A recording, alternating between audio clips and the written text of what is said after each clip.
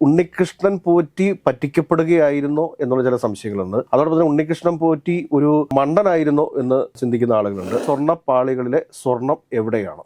ഇതാണ് ഏറ്റവും പ്രധാനപ്പെട്ട ഒരു ചോദ്യം. നമ്മൾ സങ്കല്പിക്കുന്നതിനപ്പുറത്തുള്ള ഒരു മോഹവിലയുണ്ട്. സ്മാർട്ട് ക്രിയേഷന്റെ ഒരു ഗൂഢാലോചനയായിരുന്നോ ഇത് എന്നുള്ളതിനെ കുറിച്ച് പരിശോധിക്കേണ്ടതുണ്ട്. ഉണ്ണികൃഷ്ണൻ പോറ്റിക്ക് കൊടുത്തിട്ടുള്ളത് സ്വർണ്ണ നാണയങ്ങളാണ്. ആ ഉരുക്കിയ സ്വർണ്ണമല്ല കൊടുത്തിരിക്കുന്നത്. ഈ ശബരിമല സന്നിധാനത്ത് നിന്ന് മോഷ്ടിച്ച സ്വർണം ഉപയോഗിച്ച് സ്മാർട്ട് ക്രിയേഷൻസ് നടത്തിയിട്ടുള്ള ബിസിനസ് എന്താണ്? വിശ്വാസ കച്ചവടക്കാർ ഈ ഒരു കൊള്ളയ്ക്ക് പിന്നിലുണ്ടോ എന്ന് നമ്മൾ സംശയിക്കേണ്ടിയിരിക്കുന്നു. നമസ്കാരം. ശബരിമലയിൽ നിന്നും ഉണ്ണികൃഷ്ണ പോറ്റി മോഷ്ടിച്ചുകൊണ്ടുപോയ സ്വർണം, അതിന്റെ കുറച്ചു ഭാഗം ഏകദേശം 400 ഗ്രാമോളം കർണാടകയിൽ നിന്ന് ഗോവർദ്ധന്റെ അടുത്ത് നിന്ന് കണ്ടെത്തി എന്നാണ് പറയുന്നത്.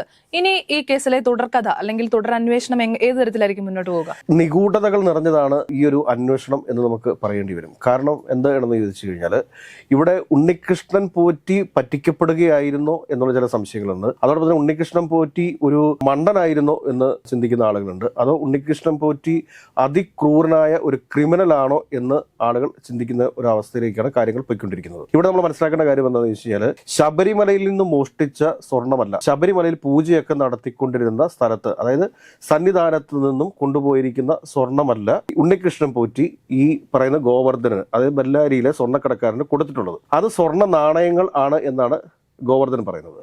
അപ്പോൾ ശരിക്കും സന്നിധാനത്ത് നിന്ന് കൊണ്ടുപോയ സ്വർണ്ണപ്പാളികളിലെ സ്വർണം എവിടെയാണ്? ഇതാണ് ഏറ്റവും പ്രധാനപ്പെട്ട ഒരു ചോദ്യം. പകരത്തിന് സ്വർണം കണ്ടെടുത്തു. ആ സ്വർണം കണ്ടെടുത്തത് വലിയൊരു അന്വേഷണ പുരോഗതിയാണ് എന്ന് തന്നെ നമുക്ക് പറയാം. പക്ഷെ അപ്പോഴും ശബരിമലയിലെ സ്വർണ്ണപ്പാളികളിൽ നിന്ന് ഇളക്കിയ സ്വർണം എവിടെ? ആ സ്വർണം എന്തിനു വേണ്ടി ഉപയോഗിച്ചു? ഇങ്ങനെ ഒരു ചോദ്യം ഉയരുന്ന സമയത്താണ് സ്മാർട്ട് ക്രിയേഷൻസിലേക്ക് വീണ്ടും അന്വേഷണം എത്തി നിൽക്കുക. അപ്പൊ സ്മാർട്ട് ക്രിയേഷൻസിന് ഒരു വലിയ ഗൂഢാലോചന നടത്തിയിട്ടുണ്ടോ? ഒരു കാര്യം മനസ്സിലാക്കുക, ഈ ശബരിമല സന്നിധാനത്തെ സ്വർണത്തിന് നമ്മൾ സങ്കല്പിക്കുന്നതിനപ്പുറത്തുള്ള ഒരു മോഹവിലയുണ്ട്. അതായത് ഇപ്പോൾ ഏറ്റവും വലിയ ഉദാഹരണത്തിന് നമ്മൾ കഴിഞ്ഞ ചർച്ചയിലും പറഞ്ഞതാണ്, ഈ ക്രിസ്ത്യാനികളുടെ ചില തീർത്ഥാടന കേന്ദ്രങ്ങളുണ്ട്. അവിടെയുള്ള ചില വിശുദ്ധരുടെയൊക്കെ തിരുശേഷിപ്പുകൾ കൊണ്ടുവരും നമ്മൾ കണ്ടിട്ടുണ്ട്. പക്ഷെ അതിനൊക്കെ നമ്മൾ കൽപ്പിക്കാത്തത്ര ഒരു വാല്യൂ ആണുള്ളത്. എന്ന് പറഞ്ഞതുപോലെ തന്നെ ഇതിപ്പോൾ ശബരിമലയിൽ സ്ഥിരം പൂജകൾ നടക്കുന്ന സന്നിധാനത്ത് നിന്ന് എടുത്തിരിക്കുന്ന സ്വർണം, ആ സ്വർണമാണ് എന്ന് പറഞ്ഞുകൊണ്ട് ആ സ്വർണം മോഷ്ടിച്ചു കൊണ്ടുവന്നതിന് ശേഷം സ്മാർട്ട് ക്രിയേഷന്റെ ഒരു ഗൂഢാലോചനയായിരുന്നോ ഇത് എന്നുള്ളതിനെ കുറിച്ച് പരിശോധിക്കേണ്ടതുണ്ട്. സ്മാർട്ട് ക്രിയേഷൻസ് ശബരിമലയിലെ സ്വർണം ഉരുക്കിയതിന് പകരമായിട്ട് ഉണ്ണികൃഷ്ണൻ പോറ്റിക്ക് കൊടുത്തിട്ടുള്ളത് സ്വർണ്ണ നാണയങ്ങളാണ്. ആ ഉരുക്കിയ സ്വർണ്ണമല്ല കൊടുത്തിരിക്കുന്നത്. ഉണ്ണികൃഷ്ണൻ പോറ്റി പറഞ്ഞതിലും തെറ്റുണ്ട്. ഉണ്ണികൃഷ്ണൻ പോറ്റി എന്താണ് പറഞ്ഞിരിക്കുന്നത്? ഈ ശബരിമലയിലെ സ്വർണ്ണപ്പാളികളിൽ നിന്ന് ഉരുക്കിയ സ്വർണം 100 ഗ്രാമിന് മുകളിൽ അത് സ്മാർട്ട് ക്രിയേഷൻസ് അവരുടെ കൂലിയായിട്ടെടുത്തു.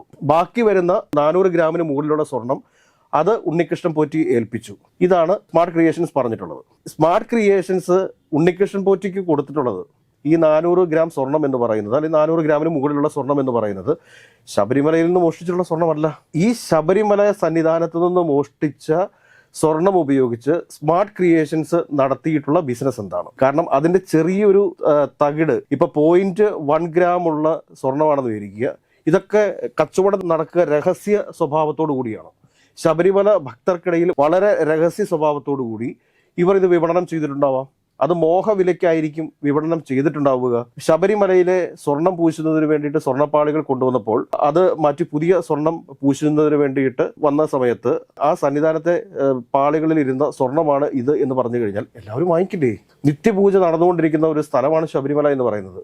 അപ്പൊ അങ്ങനെയുള്ള അത്രയും പരിപാവനമായ പരിശുദ്ധമായ ഒരു സ്ഥലത്ത് നിന്ന് ഉള്ള ഒരു സ്വർണത്തിന്റെ ഒരു അംശം തങ്ങളുടെ ശരീരത്ത് ഉണ്ടായാൽ തങ്ങൾക്കുണ്ടാകുന്ന ഐശ്വര്യത്തെയും സമൃദ്ധിയെയും കുറിച്ചൊക്കെ ഏതൊരു അയ്യപ്പ ഭക്തനും ചിന്തിച്ചു പോകത്തില്ലേ? അവൻ വേണമെങ്കിൽ എത്ര ലക്ഷങ്ങൾ കൊടുത്തിട്ടും ഇത് വാങ്ങിക്കത്തില്ലേ? ഒന്ന് ആലോചിച്ച് നോക്കൂ. കാരണം ശബരിമലയിൽ എത്തുന്ന ഒരു അയ്യപ്പ ഭക്തനെ സംബന്ധിച്ചിട്ട് അവന്റെ കയ്യിൽ കിടക്കുന്നതും അവന്റെ ശരീരത്തിൽ അണിഞ്ഞിരിക്കുന്ന വസ്ത്രങ്ങളും ആഭരണങ്ങളും എല്ലാം അവിടെ ഉപേക്ഷിച്ചിട്ട് ഒരു പുതിയ മനുഷ്യനായിട്ടാണ് അവൻ ശബരിമല ഇറങ്ങി വീട്ടിലേക്ക് പോകുന്നത്. അങ്ങനെയുള്ള ശബരിമല ഭക്തന്മാരെ സംബന്ധിച്ചിട്ട് ഇതൊക്കെ എത്രയോ നിസ്സാരമാണ്. 1 മില്ലി ഗ്രാം സ്വർണത്തിന് വരെ ലക്ഷങ്ങൾ വില വാങ്ങിച്ചിട്ടുണ്ട്. അപ്പോൾ ഇതിനെക്കുറിച്ച് കൂടി അന്വേഷണം പോകേണ്ടതുണ്ട്. അതാണ് ഞാൻ ആദ്യം പറഞ്ഞത്, ഈ ഉണ്ണികൃഷ്ണൻ പോറ്റി ഒരു മണ്ടനായിരുന്നു എന്ന്. ഉണ്ണികൃഷ്ണൻ പോറ്റിക്ക് ഒരുപക്ഷെ കൊടുത്തിട്ടുള്ളത് ഈ 400 ഗ്രാം വില വരുന്ന, അല്ലെങ്കിൽ 1 ഗ്രാമിന്റെ അല്ലെങ്കിൽ 10 ഗ്രാമിന്റെ ഒക്കെ കുറച്ച് സ്വർണ്ണ നാണയങ്ങൾ കൊടുത്ത് ഇയാളെ പറ്റിച്ചിട്ടുണ്ടോ എന്നുള്ള വിഷയം പരിശോധിക്കേണ്ടതുണ്ട്. അറിയത്തില്ലല്ലോ. കാരണം ഏതൊക്കെയാണ് സ്വർണ്ണം ഉരുക്കിയൊക്കെ സ്വർണ്ണ നാണയം ആക്കത്തില്ലല്ലോ. സ്വർണ്ണ നാണയം ഒരിക്കലും ആക്കത്തില്ല. സ്വർണ്ണ നാണയം എന്ന് പറഞ്ഞു കഴിഞ്ഞാൽ 1 പവന്റെ തുടങ്ങി ഉള്ള സ്വർണ്ണ നാണയങ്ങളുണ്ട്, 8 ഗ്രാമിന്റെ മുതലുള്ള സ്വർണ്ണ നാണയങ്ങളുണ്ട്, 1 ഗ്രാമിന്റെ ഉണ്ട്, 1/2 ഗ്രാമിന്റെ ഒക്കെ സ്വർണ്ണ നാണയങ്ങൾ ഇഷ്ടം പോലെ വരുന്നുണ്ട്. അപ്പോൾ ഏകദേശം സ്മാർട്ട് ക്രിയേഷൻസിൽ നിന്നേക്കാളും ശബരിമലയിലെ സ്വർണ്ണം ഉരുക്കിയിട്ട് സ്വർണ്ണ കോയിൻ നിർമ്മിച്ച് അത് ഉണ്ണികൃഷ്ണൻ പോറ്റിയുടെ കയ്യിൽ കൊടുത്തയക്കും എന്ന് എനിക്ക് തോന്നുന്നില്ല. ഇതിന്റെ പിന്നിൽ വളരെ വലിയൊരു വിശ്വാസ കച്ചവടക്കാർ ഈ ഒരു കൊള്ളയ്ക്ക് പിന്നിലുണ്ടോ എന്ന് നമ്മൾ സംശയിക്കേണ്ടിയിരിക്കുന്നു. ഞാൻ പറഞ്ഞില്ലേ, ഇത് ഏറ്റവും അവസാനം എത്തേണ്ടിടത്ത് തന്നെ എത്തും. ഇത് കർണാടകയിലേക്ക് തന്നെയാണ് അന്വേഷണങ്ങൾ കൃത്യമായി പോയിക്കൊണ്ടിരിക്കുന്നത്. കർണാടക കേന്ദ്രീകരിച്ചുകൊണ്ടുള്ള ഒരു അതിസമ്പന്നനായ, നമ്മൾ കഴിഞ്ഞ ദിവസം ഇത്രയും പറഞ്ഞു, അതിസമ്പന്നനായ ഒരു രാഷ്ട്രീയ കോടീശ്വരൻ. ആ കോടീശ്വരൻ പ്രധാനമായും ചെയ്തുകൊണ്ടിരിക്കുന്നതും ഇങ്ങനെയുള്ള ആത്മീയ കച്ചവടങ്ങളാണ്. വിശ്വാസ കച്ചവടം നടത്തിക്കൊണ്ടിരിക്കുന്ന ഒരു വ്യക്തി കൂടിയാണ്. അതിലേക്ക് അന്വേഷണം SIT എത്തട്ടെ, അതുവരെ നമുക്ക് കാത്തിരിക്കാം എന്ന് ഈ വിഷയത്തിൽ പറയാനുള്ളൂ. പക്ഷേ ഇന്നിപ്പോ കഴിഞ്ഞ ദിവസം മൂരാരി ബാബുവിനെ അറസ്റ്റ് ചെയ്തിരിക്കുന്നു. ഉണ്ണികൃഷ്ണൻ പോറ്റിയെ കൊണ്ട് ഇന്നിപ്പോ ബാംഗ്ലൂരിലുള്ള അദ്ദേഹത്തിന്റെ വസതിയിൽ തെളിവെടുപ്പ് നടത്തുന്നു. അതിനുശേഷം അദ്ദേഹത്തിന്റെ തൊട്ട് അപ്പുറത്തുള്ള അനന്തകൃഷ്ണൻ എന്ന് പറയുന്ന ആളുടെ വീട്ടിൽ തെളിവെടുപ്പ് ഇന്ന് നടക്കും. വളരെ സമഗ്രമായ രീതിയിൽ, വളരെ സുതാര്യമായ രീതിയിലാണ് അന്വേഷണം മുൻപോട്ട് പോയിക്കൊണ്ടിരിക്കുന്നത്. ഈ അവസരത്തിൽ നേരത്തെ പല രാഷ്ട്രീയക്കാരും ഇന്നലെ BJPയുടെ ഒക്കെ രാപകൽ സമരമൊക്കെ ഉണ്ടായിരുന്നു. പക്ഷേ ആ രാപകൽ സമരമൊക്കെ നടക്കുമ്പോഴും കൃത്യമായ രീതിയിലുള്ള ഒരു അന്വേഷണം മുൻപോട്ട് കൊണ്ടുപോകുവാനായിട്ട് സ്പെഷ്യൽ ഇൻവെസ്റ്റിഗേഷൻ ടീമിന് സാധിക്കുന്നുണ്ട്. എന്തെല്ലാം രാഷ്ട്രീയ ആരോപണങ്ങൾ വന്നാലും, എന്തെല്ലാം മാധ്യമ ആരോപണങ്ങൾ വന്നാലും അതിനെ എല്ലാം അതിജീവിച്ചുകൊണ്ട് വളരെ സുതാര്യമായ രീതിയിൽ തന്നെയാണ് അന്വേഷണം മുമ്പോട്ട് പോയിക്കൊണ്ടിരിക്കുന്നത്.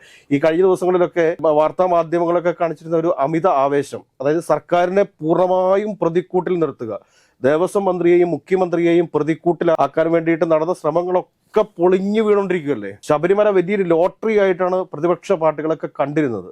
പക്ഷെ അതൊക്കെ ഇപ്പോൾ എന്തായിട്ട് മാറി? ഒരു അക്ഷരം മിണ്ടാൻ സാധിക്കുന്നുണ്ടോ? കാരണം എത്ര സുതാര്യമായിട്ടാണ് ഈ അന്വേഷണം മുമ്പോട്ട് പോയിക്കൊണ്ടിരിക്കുന്നത്. അപ്പോഴും ഇനിയും പ്രതിപക്ഷത്തിന് ഉന്നയിക്കാനുള്ള കാര്യങ്ങളുണ്ടെന്നേ.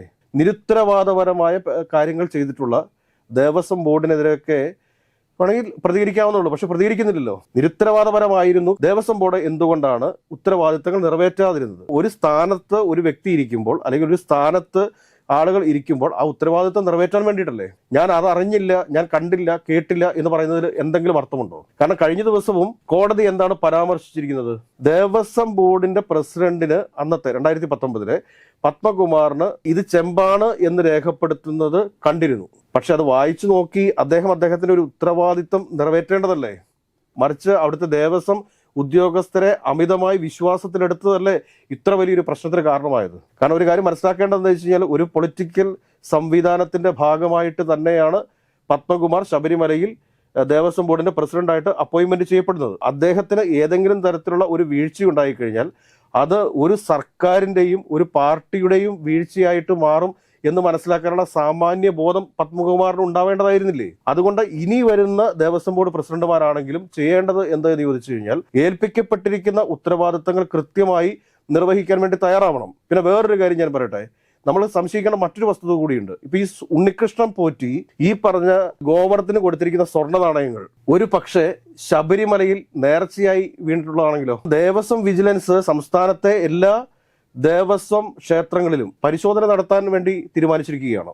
ആന എഴുന്നള്ളിക്കൽ ഉൾപ്പെടെയുള്ള കാര്യങ്ങളുടെ കണക്കെടുക്കൽ, ക്ഷേത്രങ്ങളിൽ നേർച്ച കാഴ്ചയായിട്ട് വീഴുന്ന പൈസ അത് കൃത്യമായിട്ട് ദേവസ്വം അക്കൗണ്ടിൽ വീഴുന്നുണ്ടോ എന്നുള്ള പരിശോധന ഇപ്പോൾ ആരംഭിക്കാൻ വേണ്ടി പോവുകയാണ്.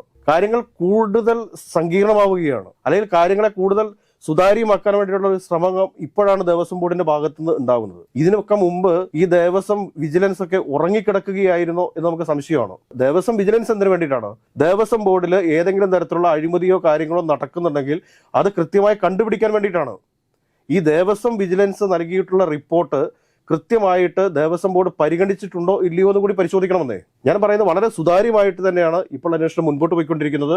അതോടൊപ്പം തന്നെ ഈ ശബരിമലയിൽ നിന്ന് മോഷ്ടിച്ച സ്വർണ്ണ നാണയങ്ങളാണോ ഇദ്ദേഹം ഗോവർദ്ധന് നൽകിയത് എന്നുള്ളതിനെ കുറിച്ച് കൂടി സ്പെഷ്യൽ ഇൻവെസ്റ്റിഗേഷൻ ടീം അന്വേഷിക്കേണ്ടതുണ്ട്. കാരണം ഇയാൾക്ക് എവിടെ നിന്നാണ് സ്വർണ്ണ നാണയം കിട്ടുന്നത്?